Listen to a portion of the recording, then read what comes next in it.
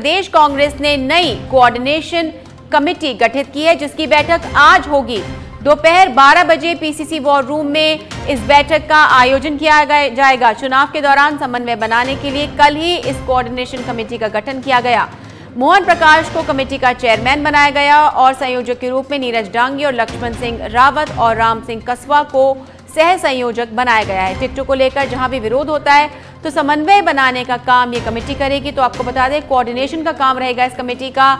Ticket जारी होने के बाद यदि पार्टी में कहीं असंतोष दिखता है, कहीं लगता है कि विरोध के सुर उठ रहे हैं, तो वहां किस तरह से समन्वय बिठाना है, किस तरह से कार्यकर्ताओं को शांत करना है, किस तरह से उन प्रत्याशियों को संतुलित रखना है, उनमें समन्वय बिठाना है, इसे लेकर के कोऑर्डिनेशन कमेटी बनाई गई है। कल इसका गठन किया गया और आज दोपहर 12 बजे पीसीसी वॉर रूम में कोऑर्डिनेशन कमेटी की बैठक की जाएगी। आपको बता दें, अब कांग्रेस भी लगातार अपनी लिस्ट निकाल रही है मंथन के बाद में, और ऐसा देखा जा सकेगा अगर कांग्रेस को ऐसा लगता है कि कहीं पर भी विरोध के सुर उठ रहे हैं, बगावत हो रही है, समर्थकों में असंतोष है, तो उसे लेकर समन्वय कमेटी अपना काम करेगी।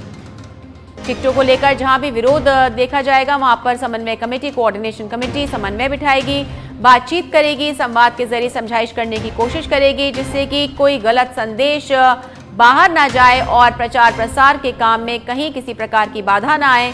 आपको बता दें, चुनाव की तारीख की घोषणा हो चुकी है। 25 नवंबर को राजस्थान में चुनाव होने वाले हैं। इसे लेकर के अभी तक कांग्रेस 2 सूचियां जारी कर चुकी है और अब तमाम कमेटियों के गठन भी हो चुके हैं और एक नई कमेटी का गठन किया गया है, जिसे कहते हैं कोऑर्डिनेशन कमेटी।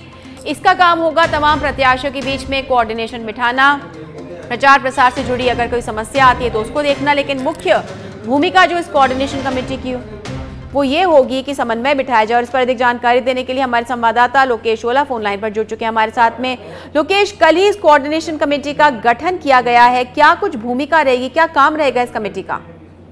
देखिए, कांग्रेस की नई कोऑर्डिनेशन कमेटी का जो गठन किया गया है, कल जो प्रत्याशियों की दूसरी सूची जारी होने के बाद कोऑर्डिनेशन कमेटी की घोषणा भी की गई और जिसमें कोऑर्डिनेशन कमेटी का जो चेयरमैन है वो सीडब्ल्यूसी सदस्य मोहन प्रकाश को बनाया गया है। वहीं संयोजक के रूप में नीरज डांगी और लक्ष्मण सिंह रावत को जिम्मेदारी दी गई है। साथ ही सह संयोजक के रूप में राम सिंह कसवा को लगाया गया है। तो इस तरह से जो कोऑर्डिनेशन कमेटी की जो नई जो कमेटी बनाई गई है उसमें तमाम जो 4 सदस्य शामिल किए गए हैं, जिसमें चेयरमैन मोहन प्रकाश है, साथ ही अन्य सदस्य और संयोजक और सह संयोजक बनाए गए हैं।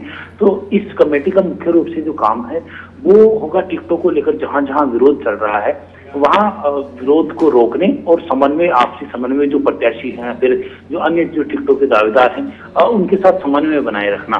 क्योंकि जो बगावती तेवर है वो कांग्रेस के वो देखने को मिल रहे हैं कई जगह से, और साथ साथ जो लंबे समय से टिकट की मांग कर रहे थे उनकी मांग पूरी नहीं हुई, क्योंकि टिकट एक व्यक्ति को दिया जाना तय था। तो एक व्यक्ति को टिकट देने के बाद में अन्य जो प्रत्याशी, जो दावेदार है, जो टिकट मांगने वाले उम्मीदवार है, उन्हें किस तरह से राजी किया जाए, उन्हें किस तरह समन्वय स्थापित करवाया जाए और साथ ही जो किस तरह से आगामी चुनाव में रणनीति किस तरह से कांग्रेस पार्टी की, इन सब बातों को लेकर आज कोऑर्डिनेशन कमेटी की बैठक भी होगी। दोपहर 12 बजे पीसीसी वॉर रूम में ये बैठक होगी। बैठक को लेकर जो चर्चा है वो भी इसी को लेकर होगी कि जिन जिन विधानसभा क्षेत्रों में अभी तक जो प्रत्याशी उतारे गए हैं वहाँ किस तरह का, लोकेश, ऐसे कौन से क्षेत्र हैं जहां पर विरोध के सुर उठने की संभावना है? क्योंकि अब जो 2 लिस्ट सामने आई है, अब तक इस तरह के विरोध के सुर कम सुनाई दिए हैं।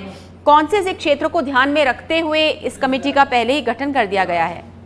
बिल्कुल, कई जगह पर टिकट मांगने से पहले विरोध देखने के मिले थे, चाहे जयपुर के आदर्श नगर का हो या फिर सिविल एजुकेशन पोल का हो या फिर मालवीय नगर का हो या फिर सांगानेर का, तो यहाँ विरोध देखने को मिला था। लेकिन अब जो एक बार फिर से जो टिकट की सूची आने के बाद, जैसे पहली सूची के अंदर मालवीय नगर और सांगानेर के प्रत्याशी उतारे गए थे, उसके बाद वहाँ कुछ विरोध भी देखने को मिला और कुछ जिस तरह से जो विप्र कल्याण बोर्ड के अध्यक्ष महेश शर्मा ने कल अध्यक्ष पद से इस्तीफा दिया और जो विरोध यहाँ पर जताया कि वो भी चुनाव के अंदर मैदान में उतरेंगे। तो जैसे मालवीय नगर से देखने को मिला, वहीं सांगानेर से भी जो पीसीसी के सचिव